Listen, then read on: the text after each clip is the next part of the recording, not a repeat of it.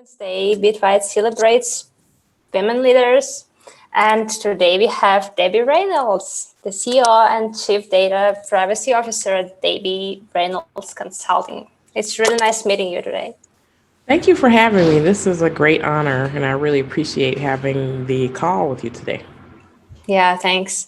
And I know that you call yourself Data Diva, and how did you get that name?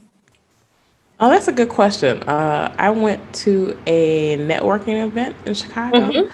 and it was like a workshop where we were talking about branding and stuff like that. And one Mm-hmm. of the facilitators of the workshop was a reporter from the Wall Street Journal.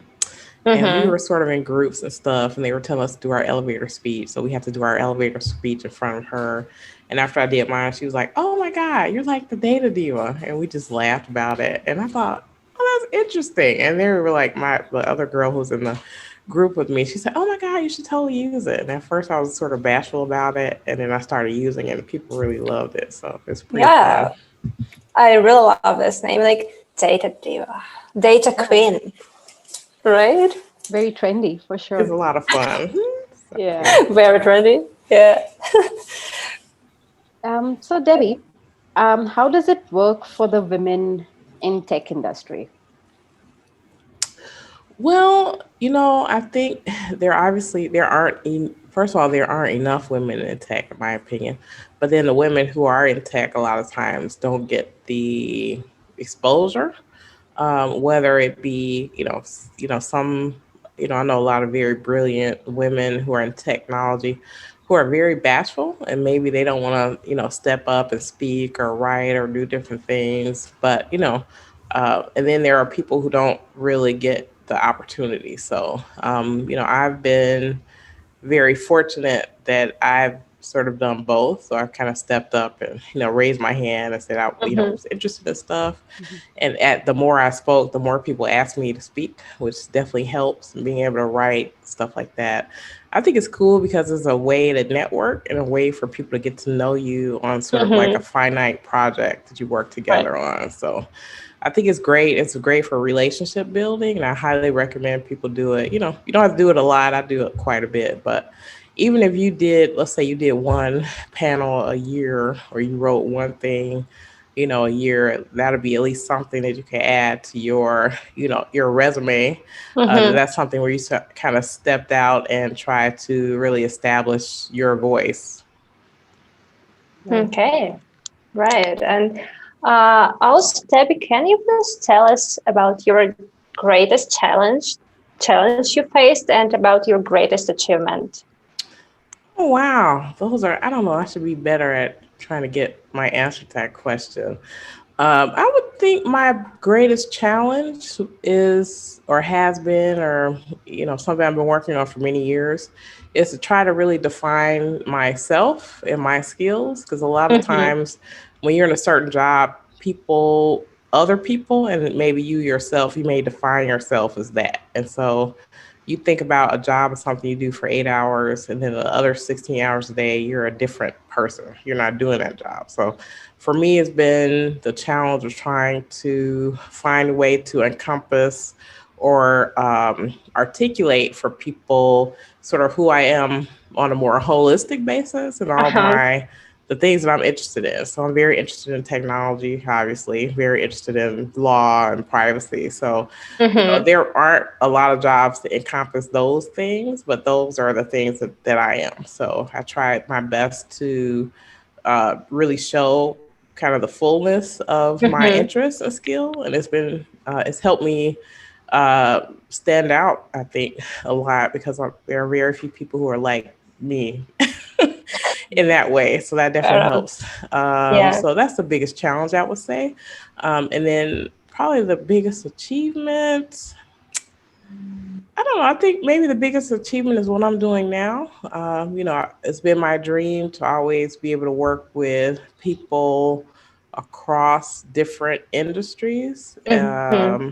and not be sort of pigeonholed in one thing. So I'm doing that now. And it's really cool because I think privacy is an issue where uh, silos make it almost impossible for you to do your job. Right. So being able to kind of break across those silos, whether it be industry, whether it be within a certain organization, whether it be Mm-hmm. people at different levels, I enjoy sort of working across all those things in ways that are probably very different than other people. Mm-hmm. Right. I love your answer, actually. I mean, I love your answer to the question about challenges and to the question about achievements. And I really love hearing different stories because every story is so unique. Yeah, So, yeah. Yeah, absolutely. I agree with that. Absolutely. So, what is one advice that you would give a woman who is trying to start a career in industry, in tech industry?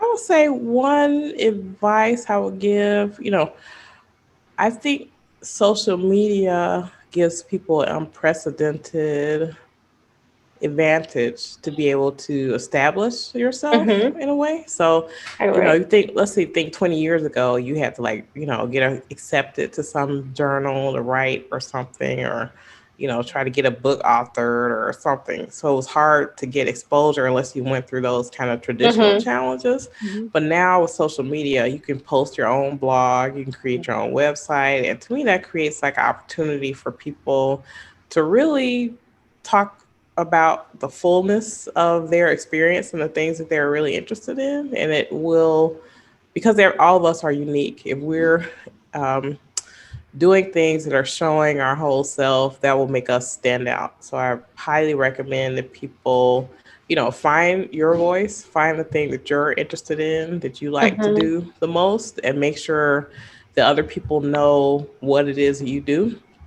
I went to a conference once, and a guy he said something that was very that stuck with me, and I always try to tell people this. And he said, "It's not who you know, it's not what you know, it's who knows what you know." So if people don't understand what you know, you're going to have challenges in being able to grow in your career, because you want people to be able to say, "Oh, there's Debbie, she does this," or whatever. So Mhm. if people don't really understand what you can do, they can't like recommend you. They don't know how Absolutely. to leverage your talent and skills. So Mhm. really being able to tell your story of what you can do is very important. Right. So, Right. according to you, self branding is important if you want to progress in your career. But when it comes to self branding, how do you know that this is what you want to pursue as a professional and this is your calling? When did you realize your calling? Oh, that's a good question. Well, I have been very interested in privacy probably since 1997. So mother actually had a book called The Right to Privacy, and she read Mm-hmm. it, and she was very interested in the topic, and I decided to read the book, and it just hooked me because I thought, what rights do I have as an individual? It just the idea fascinated me, especially in the U.S., where we think, oh, we have so much freedom, we're the land of the free, the Mm-hmm. home of the brave, and it just sort of shocked me that sort of privacy isn't articulated in the way that I thought it was. So I've sort of been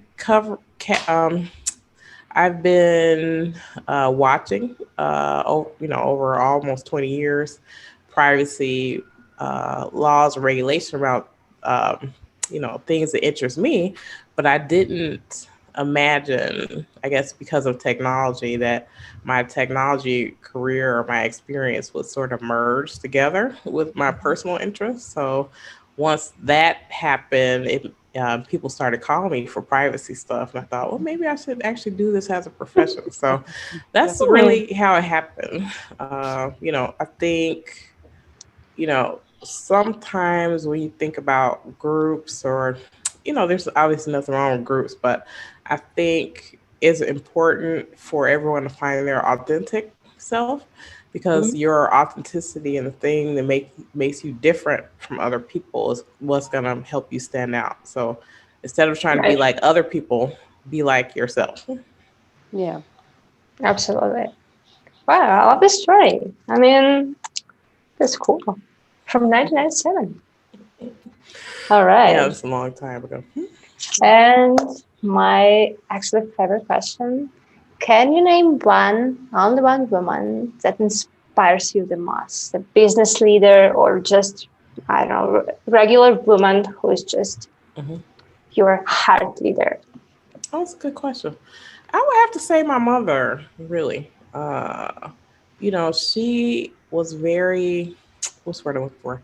It was important to her that her children be very independent. So she Mm-hmm. sort of let us kind of find our own way with things. Mm-hmm. And then she was very curious as well. So I think I get a lot of my curiosity from her, and that helped me a lot in my tech career. Because I'm like, how does this work? Like, if I do this, what will happen then, or whatever. Mm-hmm. So I'm constantly curious. Even privacy. Because I have an interest in it naturally, it seems, I don't get bored with it. So, I'm always Mm-hmm. reading articles. I'm like, what? This happened? It was funny because Mm-hmm. last night I read a article about deep fakes, and I sent an email to one of my friends in South Africa and another friend in the US. And I was like, oh my God, did you see this? This is crazy. But, Right. I'm just a geeky person in that way. And it just really deeply interests me. So, I think if you are doing something that deeply interests you, it won't be boring, where other people, if you don't have an interest in it, it will be hard to sustain it, I think. Mm-hmm.